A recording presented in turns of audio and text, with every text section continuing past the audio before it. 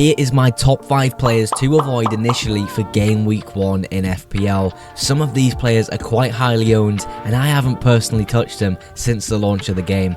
So let's jump straight into things.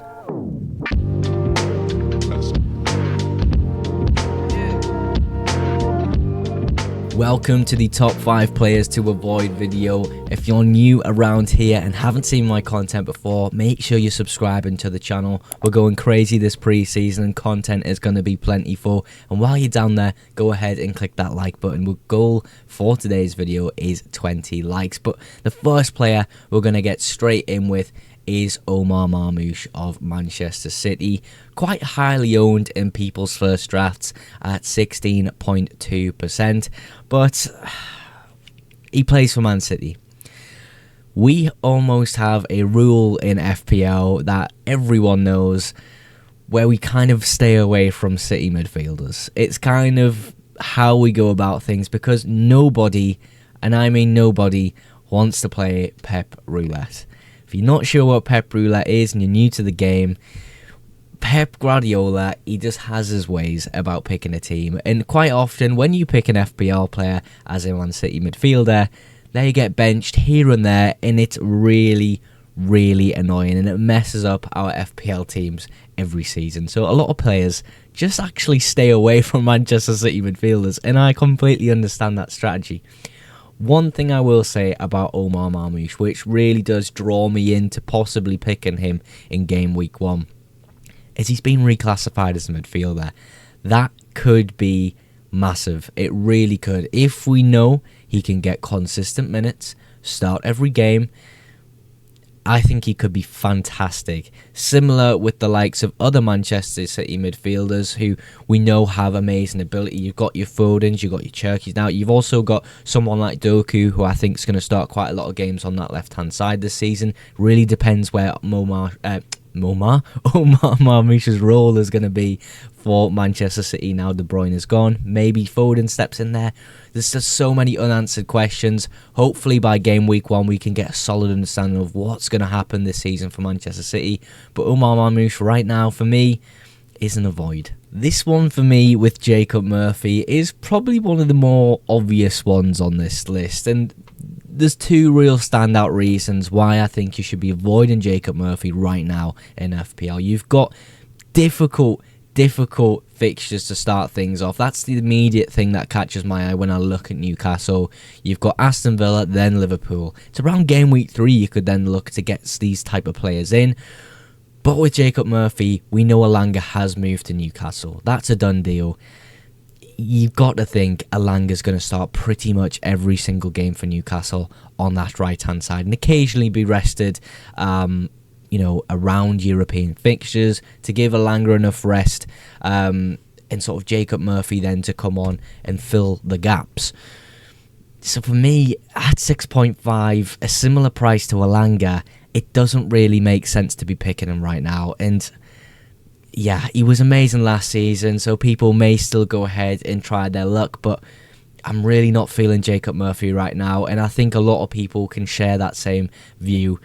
I think Jacob Murphy is also an avoid. Manchester United fans, don't shoot me just yet, but Bryan Mbeumo right now for me is an avoid. Same with Cunha. I'm avoiding these guys right now, and I understand it's super exciting if you're a Manchester United fan seeing these guys like Cunha and Mbeumo join your team, but at the end of the day, Manchester United aren't the team they were. They never really will be in sort of the next maybe 2 seasons. You can expect them to maybe claw back in the future with good business, but right now Manchester United aren't that team. They really just aren't.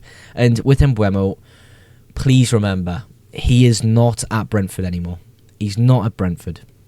He doesn't have pens. No more pens. Bruno Fernandes will have them. Thank you very much. There's already a downside. The fixtures for Manchester United to start the season are terrible. They actually are terrible. In that list in front of you there, Fulham and Burnley are the only good fixtures. Brentford at a push, but even Fulham away, that's at Craven Cottage. That's a tough game to go and play. Burnley at home, though, is really great. It is really great. Another thing about Bryan Mbeumo, some of the more database managers might care about this more, but he outperformed his XG. Often we see that with really great players showing their qualities just to get things over the line when it really matters. Eventually that kind of dries out and we see sort of a level off in performance. So maybe we see that. Maybe we see him absolutely flourish at Manchester City. I would absolutely love it because Bryan Mbeumo has been one of my favourite players to own in FPL ever. I describe him as my perfect bold man. Just does everything. But now he doesn't do everything, and he's wearing that Manchester United top. I don't know. I'm just not feeling it right now. I'm avoiding Bryan Mbeumo. Now, when I seen that Jarrod Bowen was 22% owned in the game, and every single TikTok comment I'm getting right now almost has an identical draft with Jarrod Bowen up front, and I just think, how right now? I'm not feeling Jarrod Bowen whatsoever. That reclassification as a forward has drastically just changed my opinion. I absolutely love this guy at the end of last season. He was one of the reasons I finished just outside the top 100k.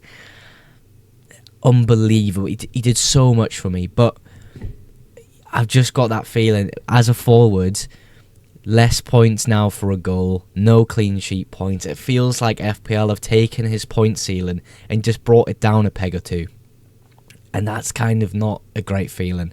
I think eventually there will be a point, maybe even in game week 1, where I'm like, Jarrod Bowen, you know what? Get in my forward line. But right now, I ain't feeling it. It's only really game week 1 against my team, Sunderland. That's a good fixture. But even then, he's got to go up to the northeast to the Stadium of Light. Sold out crowd. Our first game back in the Premier League after years. We're going to make it hard for West Ham, regardless of what players we have. And after that, you've got Chelsea, Forest, Spurs, Crystal Palace, Everton. I ain't feeling Jarrod Bowen. I'm really sorry because I know people really are enjoying Jarrod Bowen at the moment. 22% owned is quite a lot initially. But right now, for me, Jarrod Bowen, I'm avoiding you, mate. I believe this is the highest owned player on my list today. Frimpong, Liverpool's new signing at right back, the Trent replacement. Why on earth have you got him on this list? Well, I have my reasons. Right. Firstly, just to kick things off, do you remember the time last season when Trent wasn't playing for Liverpool and Conor Bradley stepped in at right back? Do you remember how brilliant he performed? He was fantastic. Liverpool fans and everyone was saying, wait, Liverpool don't even need a Trent replacement. They've got Conor Bradley. He was absolutely unbelievable. He is truly solid, and I believe he's settled in at Liverpool and is one of the guys who could be a main starter this season. Of course, there's massive competition for that right-back position now. Conor Bradley versus Frimpong. That's tough. That's really tough. And I think sort of the uncertainty of Slot's system going into this season, is a factor as well. Are we going to see Frimpong maybe in a back five where he's sort of a wing back? Are we going to see him sort of in that four where he's a bit more defensively minded? I'm really unsure of how this could look coming up to the season. I really do believe Frimpong's going to be great this season. Similar with Kirkes, it's just tough to understand how Slot's going to view it in terms of who's going to play. How's he going to allocate minutes? Is it going to be the case that Frimpong plays, comes off early? Is it going to be the case that different players start each week depending on who they're facing in the Premier League? Frimpong, if you need a little bit of one-on-one play on the wing, a little bit more attacking. Conor Bradley to sort of wrap a game up. It's tough to call. It really is tough to call with Jeremy Frimpong, and I really want it to work for Liverpool because I really like Frimpong as a player. I think he's fantastic, but right now I ain't feeling him. So I'm avoiding Jeremy Frimpong. I always outro my videos with a massive thank you to you guys at home for supporting the FPL Mugs YouTube channel. Of course, if you did enjoy today's video and are watching at this point now, go ahead and drop a like and subscribe if you aren't already for future FPL content. And we're going to start streaming very, very soon, so look out for that. But that is everything for today's video. Thank you so much again for watching, and I will catch you in the next one. Bye for now.